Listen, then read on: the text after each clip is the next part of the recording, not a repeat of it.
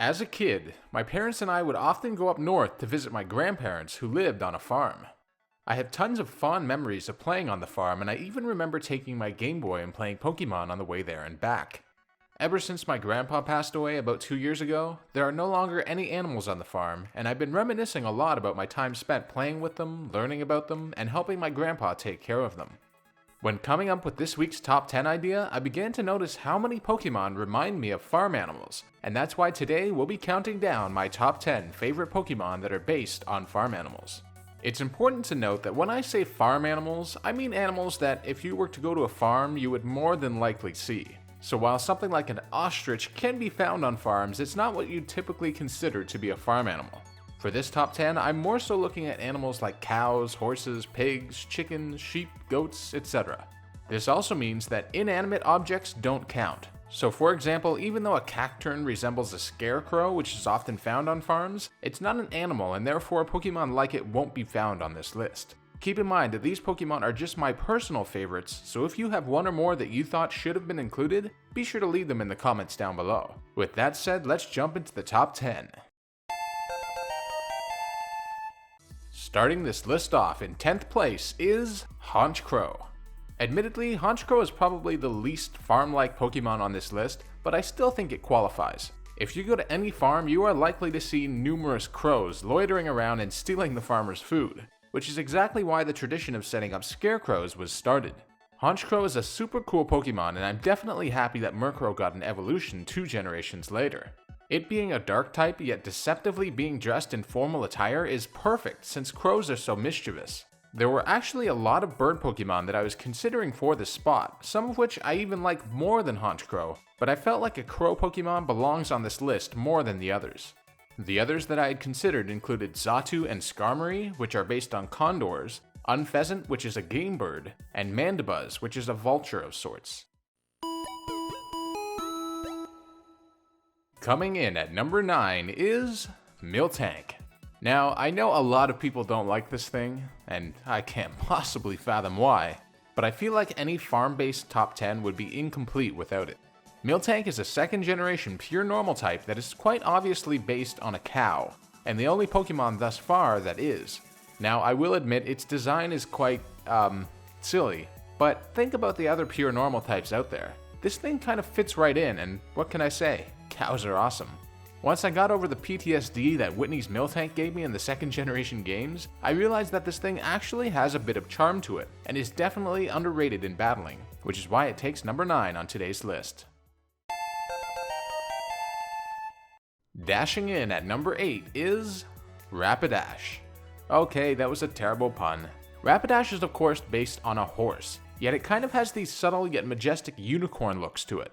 Rapidash's design is definitely really cool, and I love the idea of it being a fire type with blazing speed up to 150 miles per hour according to the Pokédex. Rapidash has always been one of my favorite fire types, and I definitely think it's an underrated and often forgotten Pokemon, unfortunately enough. Of course, there are other horse Pokemon such as Mudsdale and Keldeo that I could have considered for this spot, but Rapidash is definitely my favorite of the three. At number 7 we have Gogoat, which is, of course, based on a goat.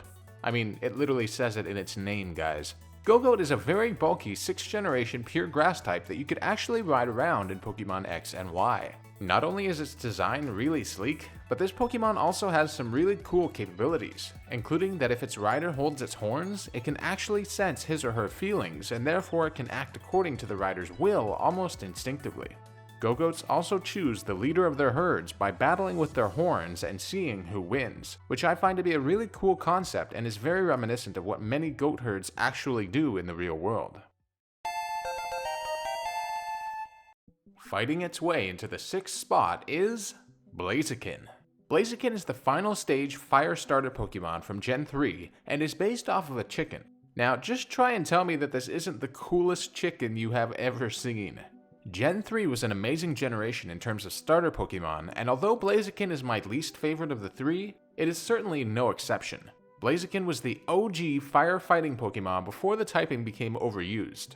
Seeing it featured towards the end of the Generation 2 anime, even though it had not yet been released, was super intriguing and is definitely a factor that made me consider this thing as super epic.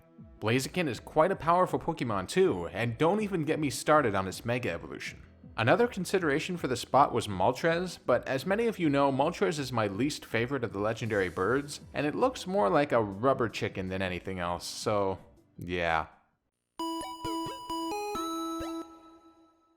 Rampaging into the halfway spot at number 5 is Toros. Now I don't actually know what to say here, this thing is just awesome. Toros is based on a bull of course, and not only does it look beastly, but its stats and move pool back this up.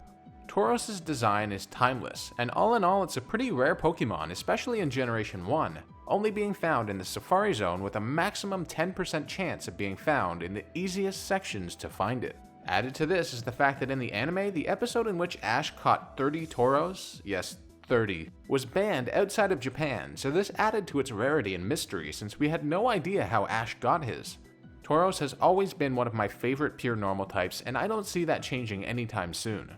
Of course, there have been other bull Pokemon such as Bouffalant and Tapu Bulu, but Toros is definitely my favorite of the three. At number 4, we have Ampharos.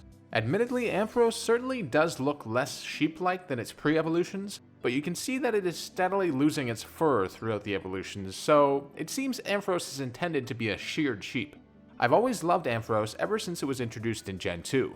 An electric-type sheep made so much sense to me since wool conducts electricity so well. It's a really creative concept, and Ampharos' design just adds to its awesomeness. Its Mega Evolution, while not giving it a huge upgrade in design, makes it quite powerful, and the added dragon typing it gets is incredible. When it comes to Pokemon that are available early in the Gen 2 games, there is perhaps no better choice than this thing. At number 3, for the bronze medal, we have a tie between Cobalion and Tarakion. Now, I know this is kind of cheating, but I just couldn't decide between these two, since they're both part of a trio, and I felt it was best to give them a tie, despite me probably liking Tarakion slightly more. Tarakion is based on a bull, and Cobalion is partially based on a goat. While I would have liked to have included Virizion in this list, it's more based on a deer or a stag, so I don't think it necessarily fits within the farm theme as much. Cobalion and Tarakion are of course two legendary Pokemon from Gen 5, and both of their designs, typings, and stats are undeniably cool. Being legendaries, they are of course among the most powerful on this entire top 10, but honestly that's just one of the many reasons why they're so high up in the ranking. This runner-up might surprise some people, but I've chosen Grumpig for our number 2 spot. Grumpig is a Gen 3 pure psychic type that is of course based off of a pig. Generation 3 is probably my favorite generation in terms of Pokemon selection and design, and Grumpig is one of the many reasons why. In addition to evolving from a super cute and funny Pokemon with a spring-like tail, I just really like Grumpig's design and creativity. Who would have ever thought a psychic pig could have been pulled off so well? In terms of actual pig Pokemon, not just those with a pig-like feature or two, Emboar is the only other alternative that I can think of, and I definitely like Grumpig much better. I think Grumpig is one of those forgotten and underrated gems in terms of design, and it's a great fit for this list. And taking the number 1 spot is Decidua. Now, I know what you're thinking. Self, what are you talking about? Decidua is just an owl, it's not a farm Pokemon. Well, Decidua is of course based off of an owl, but in my opinion, it looks very much like a barn owl, which is a type of owl that often nests inside of farms out of preference, which makes it a great fit for this list. Decidua is a grass and ghost type starter Pokemon from Gen 7, and it's definitely among my favorite starters of all time. Grass and Ghost are two of my favorite typings ever, and to see them combined on a single starter Pokemon is really epic.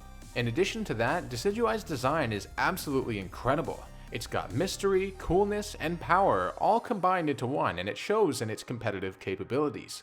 Decidueye to me embodies everything that a good animal-inspired Pokemon should be, and being inspired by a barn owl in particular, it takes the top spot on this list. Well, that's it for today's top 10, everyone. I hope you enjoyed it. I decided to pursue a little bit more of a creative top 10 topic today, so if you enjoyed it, be sure to leave a like and comment down below letting me know, and consider subscribing if you haven't already. Thank you so much for watching, and I'll see you guys next time for another Pokemon Countdown video.